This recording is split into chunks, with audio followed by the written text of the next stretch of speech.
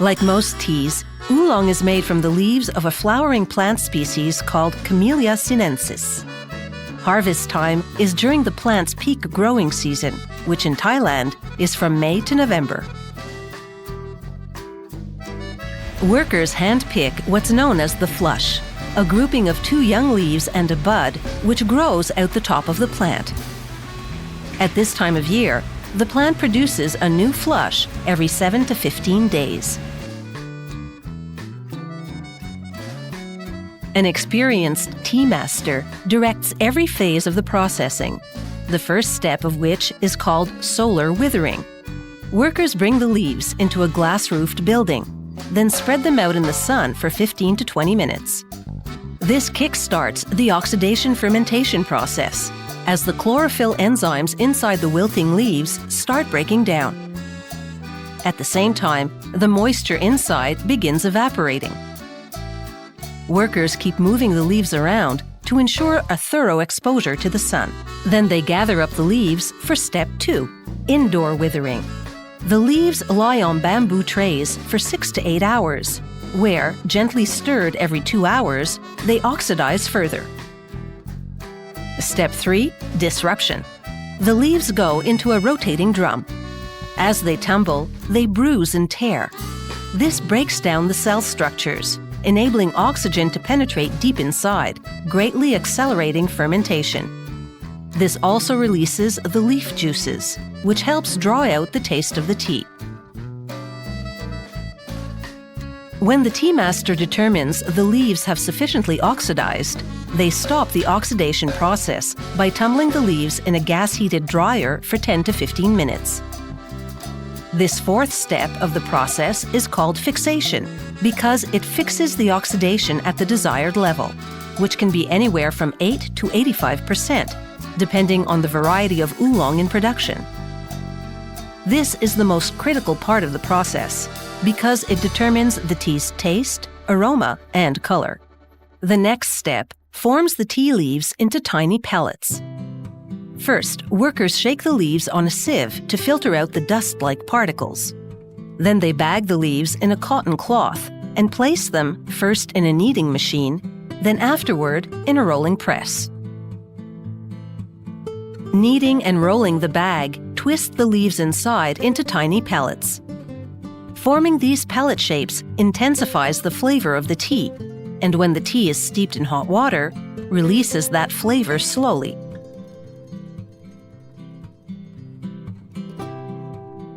They repeat the sieving, kneading, and rolling cycle up to 35 times, until the tea master is satisfied with the result.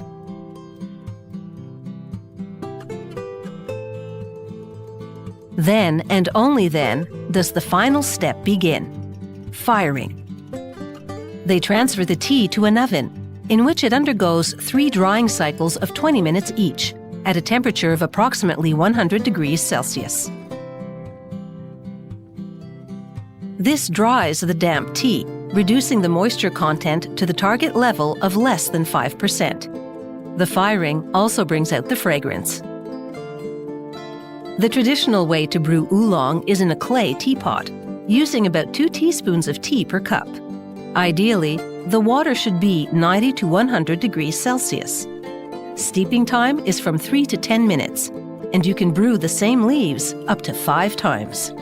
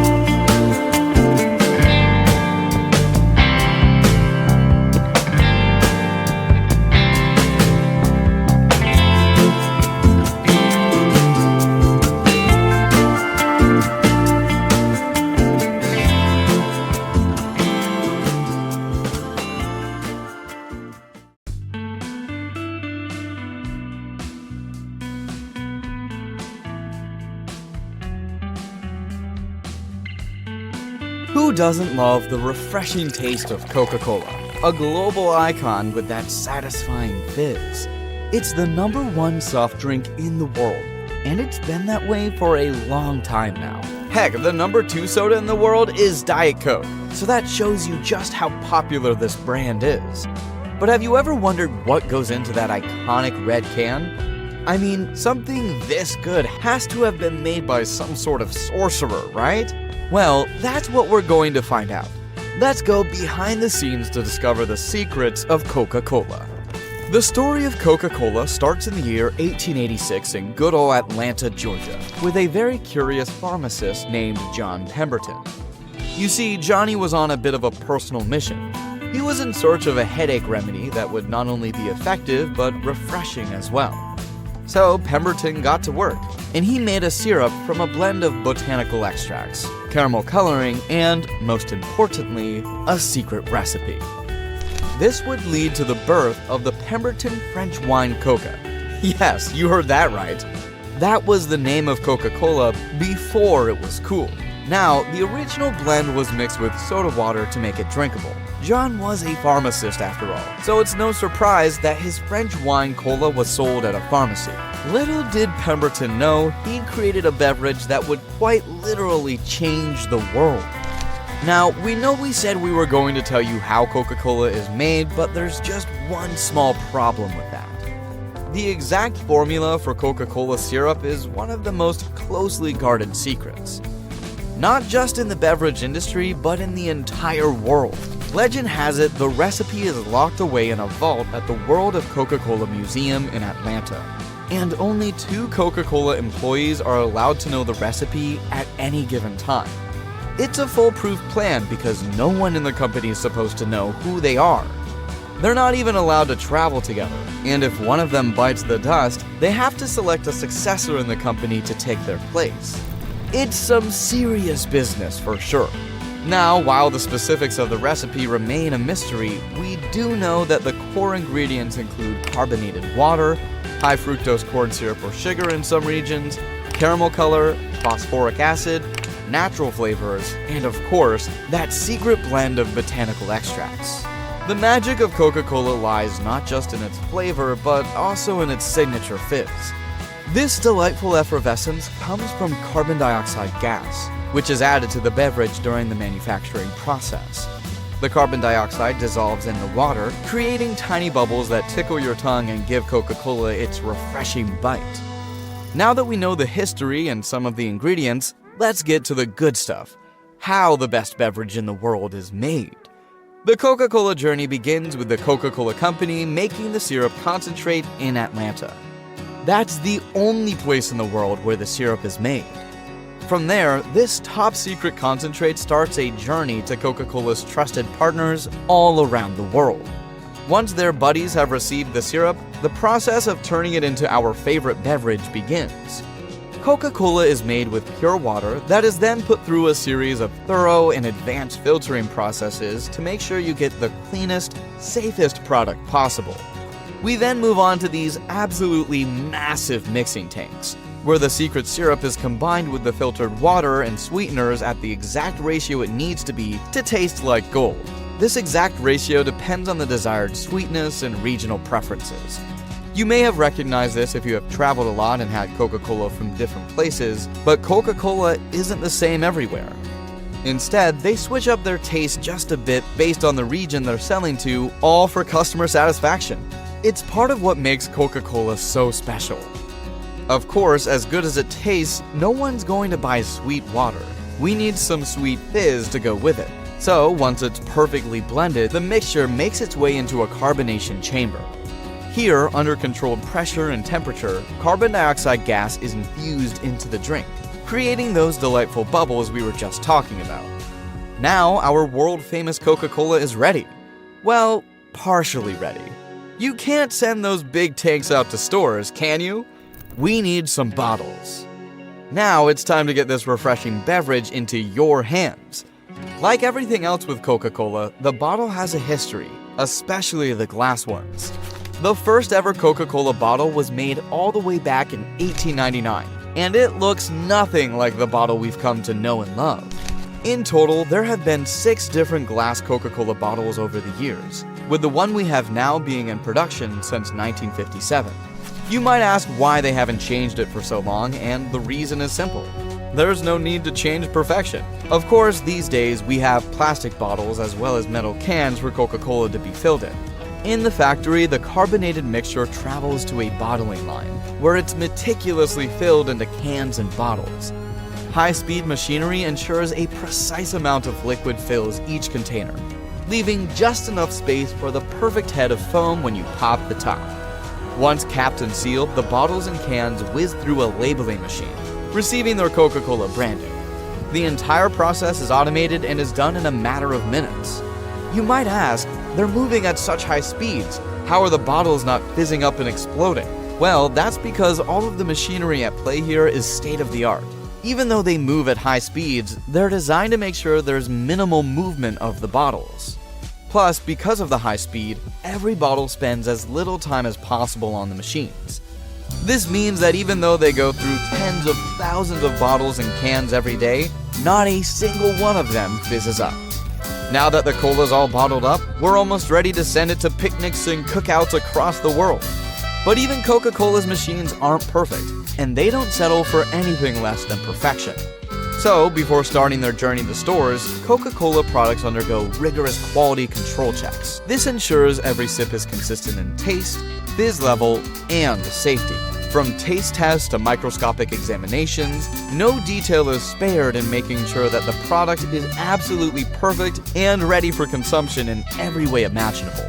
And that's the entire history and process of how Coca-Cola is made. With a company that's this strict with its secrets and makes sure every single bottle is perfect for consumption, it's no wonder it's the #1 beverage in the world. So next time you crack open a can of Coca-Cola, take a moment to appreciate the effort and history it took to get there.